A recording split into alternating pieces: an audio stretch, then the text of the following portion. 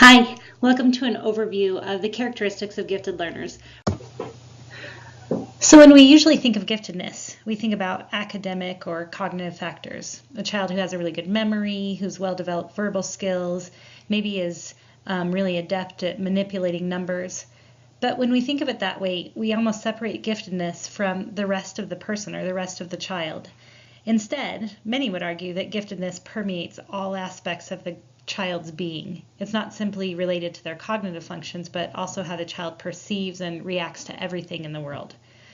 This definition on the screen from Anna Marie Roper really looks at this holistic understanding. She wrote, "Giftedness is a greater awareness, a greater sensitivity, and a greater ability to understand and transform perceptions into intellectual and emotional experiences."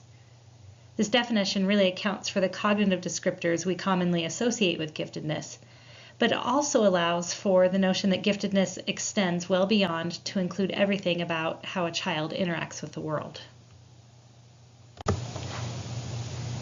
So before we start to discuss the characteristics, a few caveats are needed.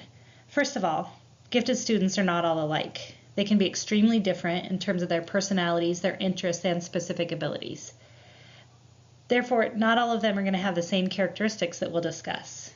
Also, not everyone who has the characteristics will be gifted. The point is, when you look at a population of gifted students as a whole, there are certain characteristics that are present more often. We're going to begin developing our understanding of gifted students and becoming familiar with these common characteristics. It's also important to realize that the characteristics are not always positive. Depending on the context or whether or not it's a match for the student's needs, some of the characteristics may actually manifest in negative ways. We'll explore both the positive and the negative manifestations of the characteristics. We're going to dive into some of the characteristics of gifted students and children. One of the most exciting things that we notice about gifted students is that they often learn new things really quickly. It can take them 1 to 2 repetitions to learn a new concept compared with 7 to 8 repetitions for other children. As a result, they move through content really quickly. They have time to delve into a subject at a deeper level or even into different concepts. The disadvantage to this is that when the pace is not differentiated for the students, they're frequently bored in school, and sometimes that translates into behavior problems. Another characteristic that we notice about gifted children is that they can have extensive vocabulary.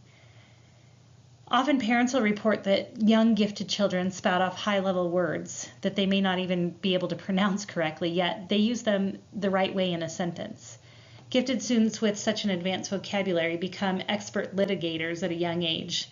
It's easy to fall into the trap of debating and arguing everything with children such as this.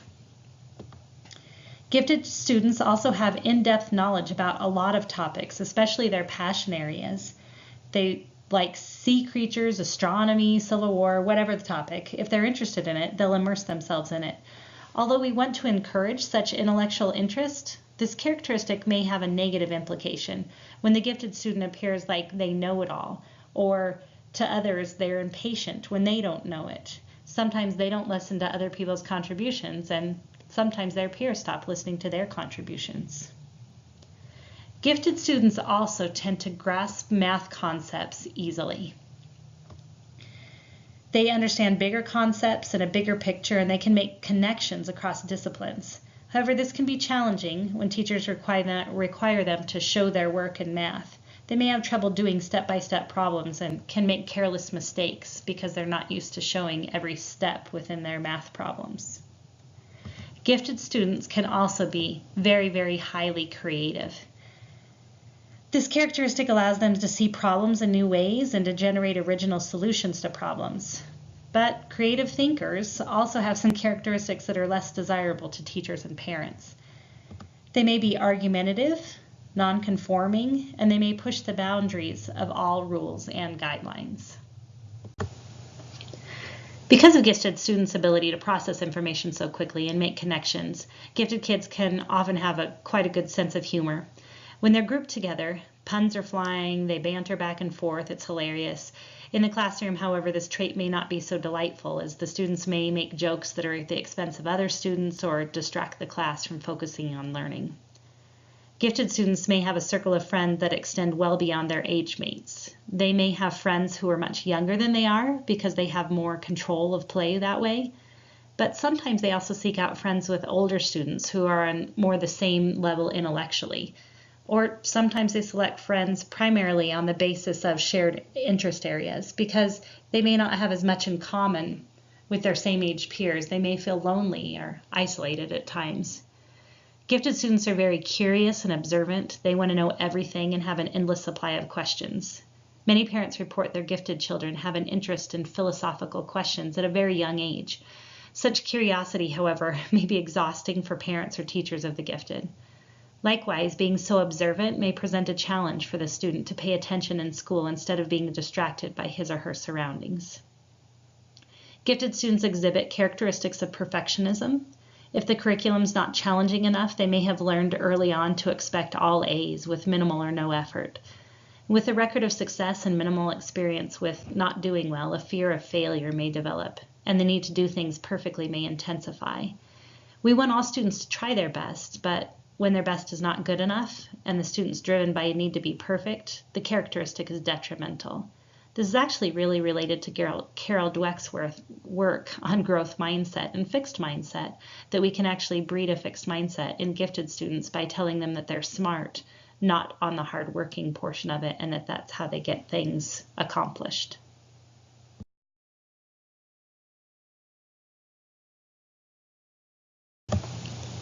Isn't Jacob Barnett amazing? So another common characteristic of a gifted individuals is the tendency for asynchrony in their areas of development, physical, social, cognitively, and emotionally. They're frequently labeled as gifted on the basis of their cognitive asynchrony. They're well advanced cognitively compared with what's typical for children their age. However, the other areas of development may not be equally advanced, causing difficulty for that child. For example, a kindergartner may be able to do multiple double-digit numbers, yet they cry due to separation anxiety from their mother at drop-off time in the morning. The difficulty emerges when we come to expect them to function at a high level all the time in every area just because they're capable of performing at that level cognitively. We may tend to forget that they're still just children and hold them to unrealistic standards for behavior and emotional maturity in particular. Think back to the video on Jacob. He obviously is very, very smart, very intelligent kid, but there's times that you can definitely tell he's a kid on stage. The way he laughs, the way he moves, being a teenager. You can see that asynchronous development, even from Jacob in that message from the TED Talk.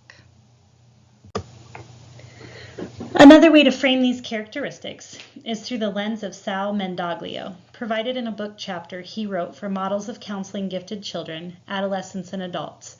It was edited by Gene Peterson and himself. Mendoglio's definition of giftedness is characterized by both cognitive and affective characteristics and many possible manifestations. The affective characteristics of this superior intellectual potential relate to intense emotionality. The superior intellect is reflected in a heightened awareness of what's happening to them and all around them. Susan Jackson described the gifted as being penetratingly aware. Dabrowski, a Polish psychiatrist, also wrote about the intensity of gifted individuals.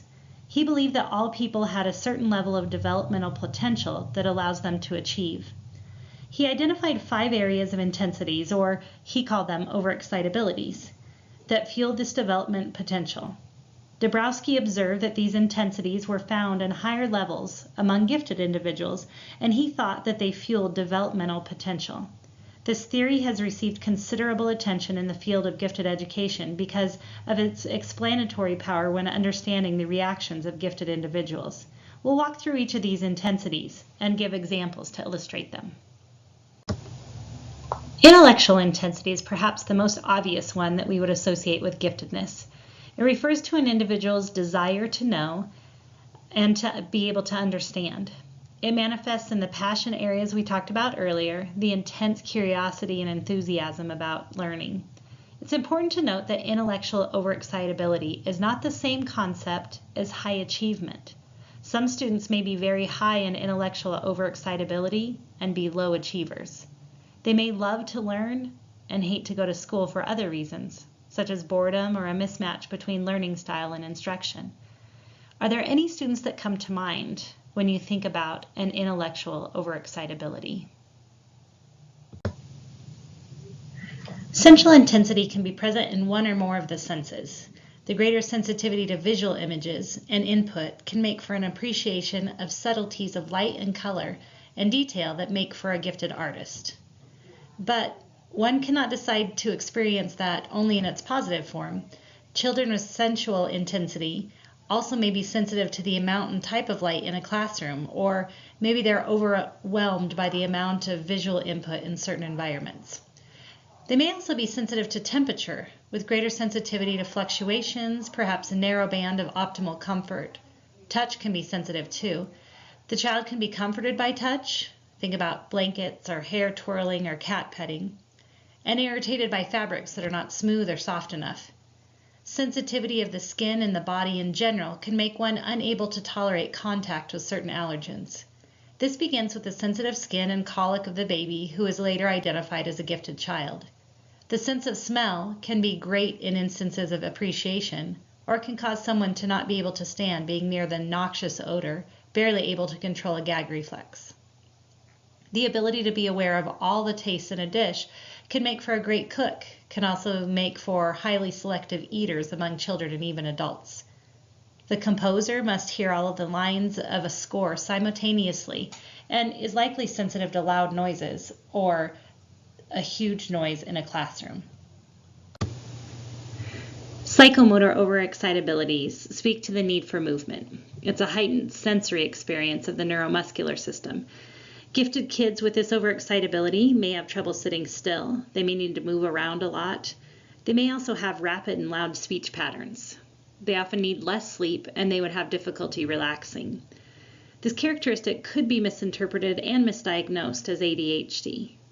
The difference is that the gifted child can concentrate and pay attention, but the need for movement is still present. Emotional intensities are found in an individual with an intense interpersonal relationships. If reciprocated, this can be wonderful, but intensity can be frightening to others who do not share it or understand it. The intense individual may be viewed as suffocating of a friend or being possessive or controlling. Gifted students may have a greater awareness of feelings of the self and the capacity for understanding the feelings of others, empathy. This can cause one to be a great friend, but it can also cause despair for victims of social justice. It's often said that the highs are higher and the lows are lower, but it's the rate at which gifted children experience these that can be disarming. Gifted students can experience the range of emotions almost simultaneously or can turn from one to the other very easily. This makes the emotional experience very rich, but also overwhelming for a child or adolescent. Think of a child without the language of emotion or understanding of emotion, but the experience of having these feelings. Yes, their own feelings can easily be hurt, but they also have the ability to identify the vulnerabilities of others and deliver stinging criticism that's right on the mark. It's difficult to study this consistently, and at the ages we might find it interesting as emotion is learned. Younger children may have emotional experiences, but not the ability to express it in words or appropriate actions. The child may be discouraged from expressing this emotion intensity, or they may not have a model for expressing it, and then they suppress the intensity, feeling that these emotions are not normal or unacceptable. What messages do these children receive when they experience the world and are feeling not normal or unacceptable emotions? Gifted students may have imaginational overexcitability. They may have vivid and intense dreams. They may daydream often and get wrapped up in imaginary worlds in their play. They may write or tell interesting, detailed stories with elaborate plot lines. It's very common for gifted children to have imaginary playmates. For young students, this intensity may make it difficult for them to separate the real from the imaginary, and therefore some books and films may be perceived as too scary or intense, even if they're marketed towards children. So where does this bring us? You've listened to all of this about characteristics of gifted children, and not all gifted children have the same characteristics, and some characteristics kids may have and may not be gifted. As you listen to this presentation and heard about these characteristics, it may seem like a daunting task to parent or teach a gifted child. There are a few statements that we can keep in mind, though, to make this road smoother. Remember, first and foremost, that they're children first and they're gifted second. We need to keep in mind that even though they can reason better than some adults we may know, they still need guidance, nurturance, and protection. We need to adjust our expectations for the behavior and our reactions to situations according to their level of development in each different area, and not just focus on their advanced cognitive capabilities. We need to appreciate their interests. When they are so intensely focused on passion areas, we need to communicate our value of those areas and not be dismissive of them or try to gear them towards something that's more age or gender appropriate. We also need to validate their sensitivities. It'll go a long way to reassure them of how they're wired is acceptable. Society doesn't value different sometimes, and when someone's as intense as a gifted student, such extreme reactions may be mocked or labeled as being overly dramatic or too sensitive. When we do that, we're teaching gifted children to think something's wrong with them and their reactions. Instead, we can validate their reactions, help them problem solve, and learn strategies for coping with such intensities. We need to make sure that we're providing them with opportunities for challenge so they can learn the importance of working hard and developing study skills. We don't want them to internalize the message that school is easy and therefore never learn how to work hard and prepare. Finally, we need to provide them opportunities to be with other gifted students. Research findings show us in all ways, socially, emotionally, and cognitively, gifted students benefit from the opportunity to be around others who are like them, who understand their intensity, who share their enthusiasm for learning, who can reason on the same levels, and who also appreciate them for who they are. Collectively, the awareness of all these strategies and attention to the social and emotional needs of these children will enable us to better parent and teach them, allowing them to reach their highest levels and developmental potential.